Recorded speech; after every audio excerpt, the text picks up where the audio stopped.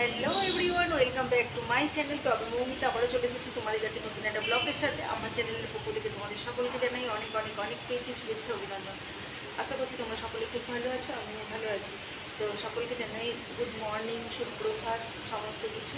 তো আজকে হচ্ছে দিনটা ছিল মঙ্গলবার, আর আমার নাইট ডিউটি ছিল, যেহেতু নাইট ডিউটি ছিল, নাইট ডিউটি থেকে আমি এবার বাড়ি যাচ্ছি।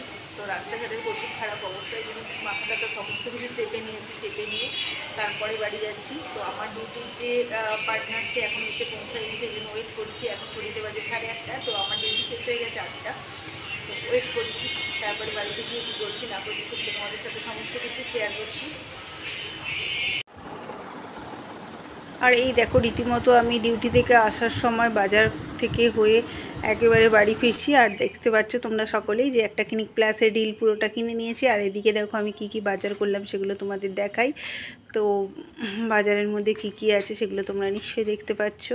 তো এঁচড় নিয়েছিলাম, পটল, টমেটো, কুমড়ো ছিল, আর ছিল, আমি ভুলে গেছি, আর ছিল মাছ, নোটে শাক।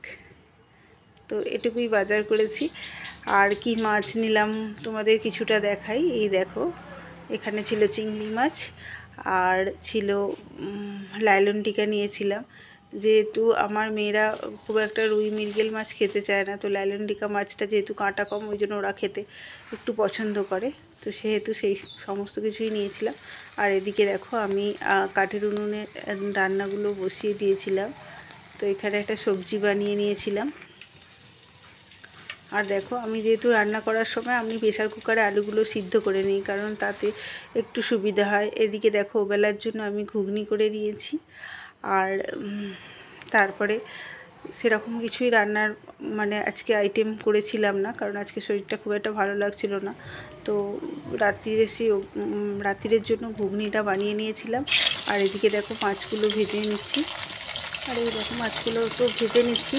আর আমাদের রান্নাঘরের অবস্থা তো দেখতেই পাচ্ছ, পুরো ভেঙে গেছে। আগের বছর থেকেই চালটা ভেঙে গিয়েছিলো, তারপর থেকে আর এখনও পর্যন্ত তৈরি করা হয়নি। চালগুলো দেখতেই পাচ্ছ তোমরা, নামানো রয়েছে। তো আমাদের একটা অন্য প্ল্যানিং আছে, সেই জন্য এখনও পর্যন্ত চালটা ঠিকঠাকভাবে আমরা করে উঠছি না। তবে বর্ষা পড়ার আগে আশা করছি ঠিক করে নেব। আর এদিকে দেখো, বকর বকর করতে করতে আমার মাছগুলো মোটামুটি ভাজা হয়ে গেছিলো। আর কিছুটা চিংড়ি মাছ আমি ভেজেই আগে রেখে দিয়েছিলাম, কারণ পরের দিন এঁচোড় চিংড়ি বানানোর জন্য। আর এগুলো আমার মেয়েদের জন্য ভাজা কিছুটা রেখে দিয়েছি, কারণ ছোটো মেয়েটা ঝাল খেতে পারে না, সেই জন্য ওর জন্য ভাজা কিছুটা রেখে দিয়েছিলাম। আর এদিকে দেখো, লাস্ট পর্যায়ে আমি একটু নিম পাতা ভেজে নিয়েছি। আর অবশেষে বাড়ির কাজ শেষ করে আবার রাত্রি হয়ে গেল। তো আমি ডিউটির পথে বেরিয়ে পড়েছি।